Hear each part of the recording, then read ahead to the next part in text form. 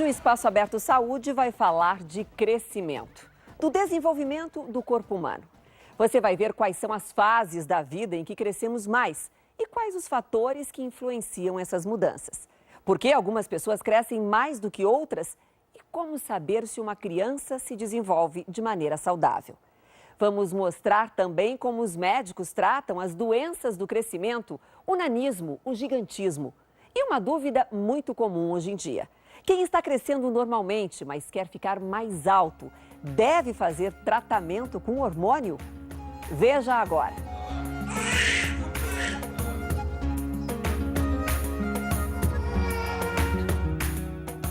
As fases de crescimento são bem claramente determinadas. Uma é logo ao nascimento. A criança tem um ritmo de crescimento bem rápido e vai desacelerando progressivamente.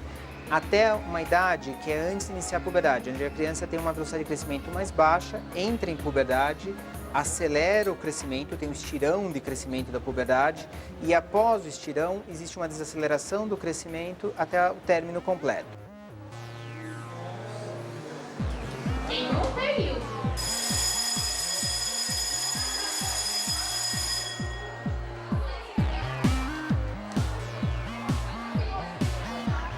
Essa fase de crescimento acelerado, que é durante a puberdade, ele é determinado pelos hormônios sexuais, a testosterona e o estrógeno. E depende da época da puberdade que a criança entrou. Então, o normal de uma menina entrar em puberdade é entre 8 e 13 anos. O normal do menino entrar em puberdade é entre 9 e 14 anos.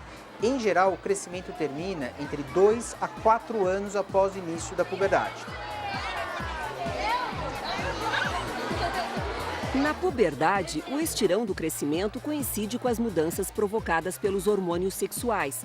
É o momento em que o pré-adolescente também se torna mais vulnerável às opiniões e brincadeiras dos colegas.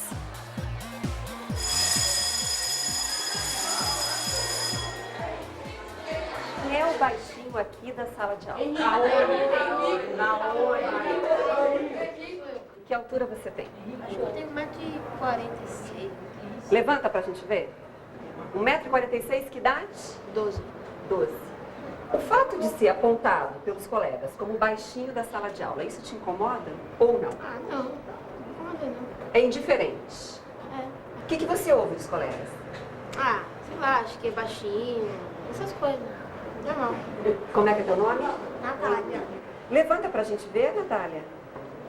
Qual é a tua altura? 44, 45.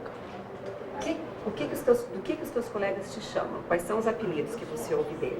Ah, só pequena, sim. É pequena, baixinha, mas eu já tô acostumada. Isso nunca incomodou você? Não. Gente, criança mais alta, sim, colegas mais altos. Aí acho que incomoda lá atrás. Mais algum baixinho aqui na sala de aula? Caio, levanta, Caio, por favor. O fato de você ter sido apontado pelos colegas da sala de aula como o baixinho, isso te incomoda ou não? Nenhum? Não. Nenhum problema? Eu gosto de ser baixinha. Você gosta? Ia ser estranho se eu fosse alto. Todo mundo me chama de Cainho. Qual é a tua altura, Larissa? 1,51 m. Você se considera baixinha? Sim. Isso incomoda um pouco ou não incomoda nada, é indiferente? Não, igual todo mundo. Você já ouviu algum apelido, alguma gracinha de colegas? Gracinha não, mas eu tenho apelido tipo pequena, baixinha, mas eu não me incomoda, é normal pra mim. Alguém gostaria de ser maior aqui? Como é que é teu nome? Diego. Diego. Qual é a altura, Diego? 50. O que você acha? Você chutou ou disse a verdade? Não, verdade. O que você acha de ter 1,50 m? Ah, não sei, eu queria ser maior, né? Isso te incomoda em algum momento, o fato de você ter uma altura menor do que a maioria dos meninos nessa faixa de idade? Eu não posso andar com meus amigos, só eu sou baixinha, né? Qual é a altura que você sonha? 60. 1,60? 1,60 você seria feliz? Acho que sim. Rafael, 15 anos, 1,85. Ícaro, 13 anos, 1,68. Camila, 13 anos, 1,60. Leonardo, Leonardo, 13 anos, 1,65 m. Arthur, 15 anos, 2 metros. Você não ouviu errado, não. É isso mesmo. Arthur tem só 15 anos e já mede 2 metros. Os médicos utilizam um cálculo que aponta a altura que uma criança poderá alcançar na fase adulta. Esta fórmula é chamada de altura-alvo.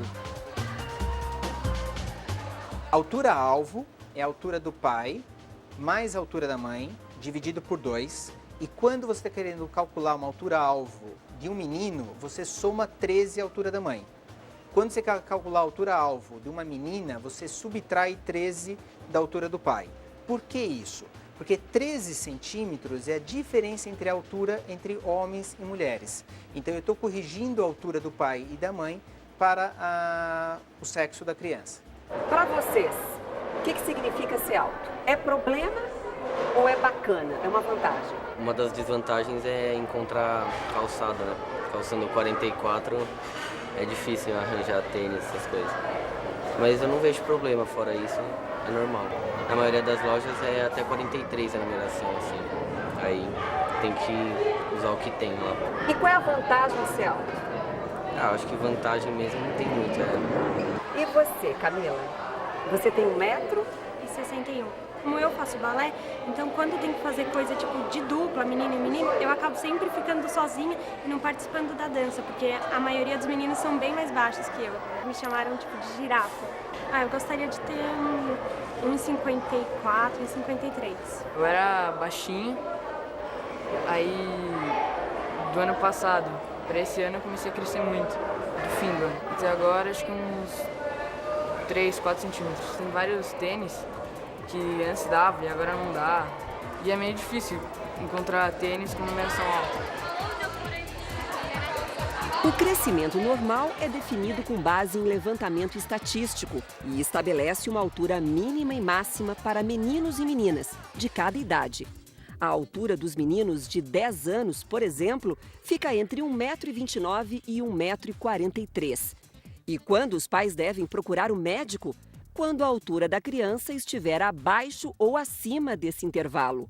Outros sinais de alerta: filhos baixinhos de pais altos e filhos grandes de pais pequenos. Dentro de uma faixa de crianças que não têm doenças, você pode ter um crescimento maior e menor, em grande parte determinado por fatores genéticos. A genética determina 80% aproximadamente da altura que o indivíduo saudável vai ter.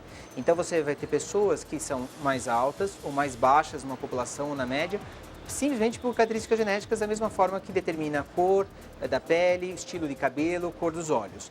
O principal regulador do crescimento após o nascimento é o hormônio de crescimento, ou GH. O GH ele é secretado pela hipófise, que é uma glândula que fica na base do cérebro, e estimula em todos os órgãos a produção de um hormônio chamado IGF-1, ou fator de crescimento semelhante à insulina. O IGF-1 e o hormônio de crescimento vão agir no músculo, na cartilagem de crescimento, no osso, promovendo o crescimento. Esses hormônios atuam num ponto específico dos ossos, agem na cartilagem do crescimento. Doutor, onde está a cartilagem do crescimento? A cartilagem estaria na extremidade de ossos longos. A cartilagem de crescimento estaria nessa região e nessa região aqui. Isso acontece nos ossos do braço, nos ossos do antebraço, ela existe até ela ser fechada, até ela ossificar. A função dela é produzir osso. Crianças e adolescentes que são saudáveis, mas têm altura abaixo do padrão para a idade e sexo, podem fazer tratamento para crescer, mas os resultados são limitados.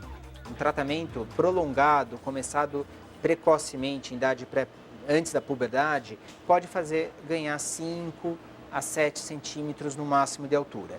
O benefício é um pouco relativo, porque às vezes esse ganho de altura pode não compensar 5 a 6 anos de injeções diárias de um tratamento que pode também ter suas consequências de limitações, de você ter que daí ficar aplicando uma injeção todos os dias, estando saudável. Quais são os efeitos colaterais do hormônio do crescimento? Eu costumo brincar que um dos principais efeitos colaterais do tratamento com hormônio de crescimento é o alto custo, porque ele chega a ser um tratamento de 20 a 40 mil reais ano por 5 a 6 anos, é só pôr na calculadora. O Estado promove o tratamento com hormônio de crescimento para algumas situações, como deficiência de hormônio de crescimento. O SUS, exatamente. Para aqueles que cresceram demais e gostariam de parar de crescer, os médicos recomendam cautela.